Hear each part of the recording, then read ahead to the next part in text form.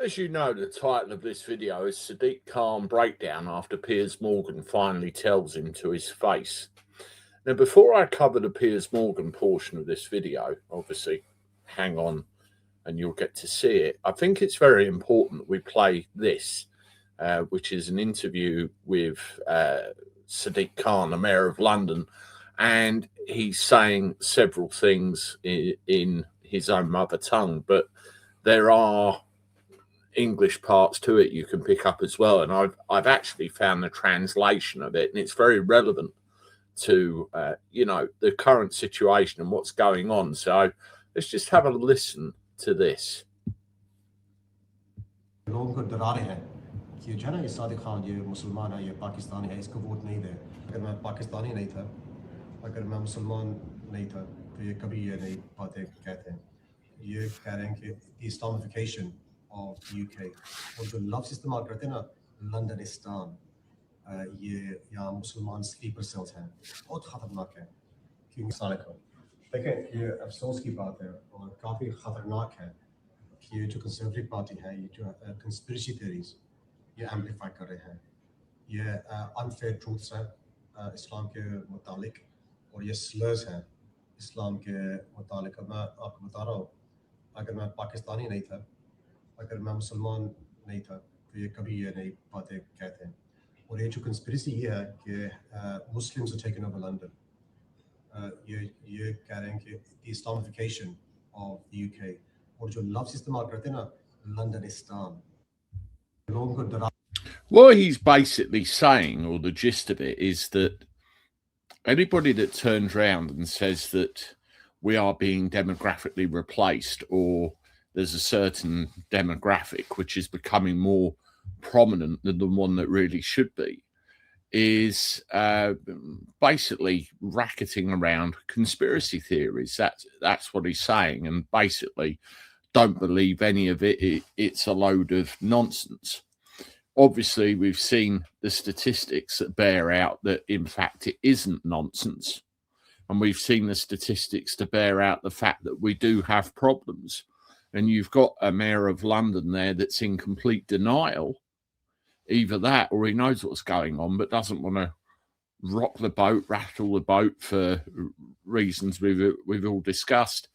Now, there's an old clip with Piers Morgan in it from his time on ITV, and I want to play it in a couple of chunks. I want to play you the first minute of it, and then I want to read you the tweet that goes with it, and then we'll go to the rest of it. So let's bring this one up. We'll just expand that. It seems to me utterly extraordinary that a bloke can appear on a jihadi TV show with an ISIS flag and no one does anything to stop it. But this keeps happening. And I don't think it's really enough for the London mayor to just go, hey, we've never been safer. But actually, a lot of people feel like we've never felt less safe. What they want to know is how do we get these people before they commit these atrocities? If you're a football hooligan and you whack a few people at a football match, you get a banning order. If you do it abroad, you get a control order, which means you can't travel.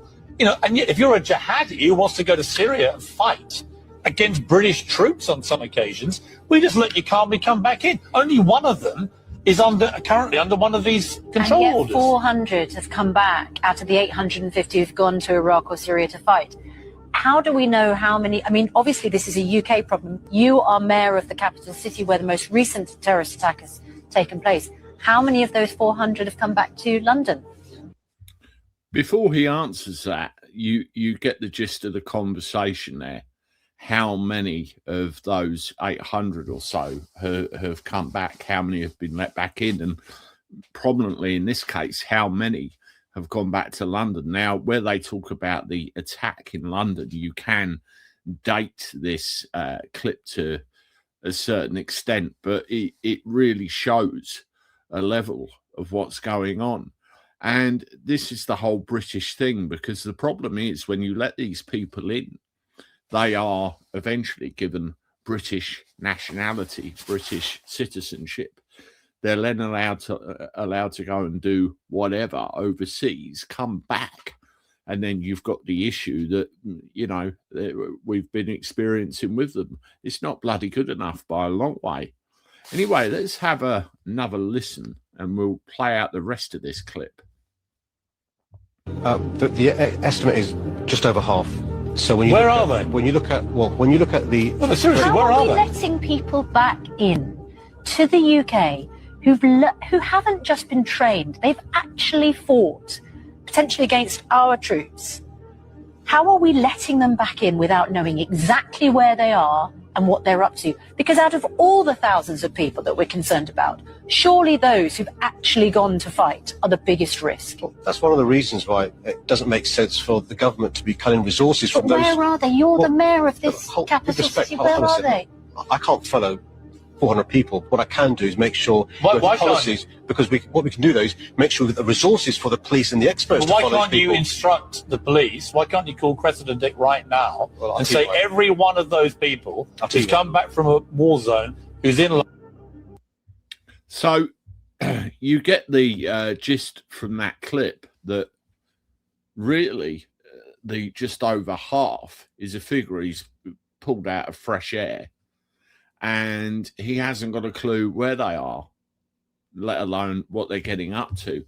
I mean, the rest of the tweet that goes with that is this.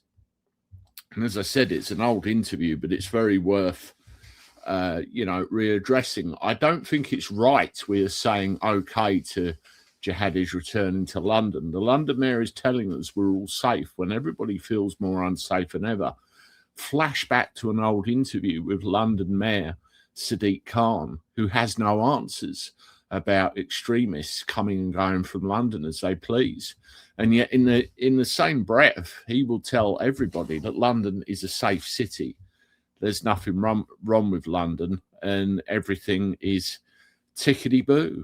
Well, it isn't, is it, really? It isn't tickety-boo by a long shot. Now, here's another tweet here, which is worthy of looking at. This is Darren Grimes. Susan Hall loses her temper as Sadiq Khan dodges questions about the gangs. This is such an important bloody issue, and you will not take it seriously. The Mayor of London is a total coward. He refuses to act while children are being by the gangs. He's a complete and utter shame to our capital city. A total failure. So, he turns around and says that London is fine, and then we get this. I'm going to play this clip. Will you or will you not? And you so annoy me because this is such an important bloody issue and you will not take it seriously. Mr. Mayor, can you just answer the question, please? This is specific. Will you or will you not put money into grooming gangs? You now know what they are because it's been spelt out to you. Will you or will you not? And we're under a clock. Just answer that. It's a yes or no. Will you or will you not fund grooming gang inquiry? Yes or no? I'd have thought this issue is too serious to play party Oh, politics. So he plays with it all the time. Chairman, back to you, because you so annoy me, because this is such an important bloody issue and you will not take it seriously. I'm going back to you, Chairman. Thank you. If any clip ever shows what an utter disgrace this situation is, it's got to be that one. I met Susan Hall briefly when I had cause to be in London myself, and she's a nice lady, very, very level-headed. So to, be wound up to this extent, you can see the sheer frustration. And one of the things with Sadiq Khan, of course, whenever he's in a London assembly, whatever it happens to be, he never answers the bloody question, and neither does anybody else that's there in his stead.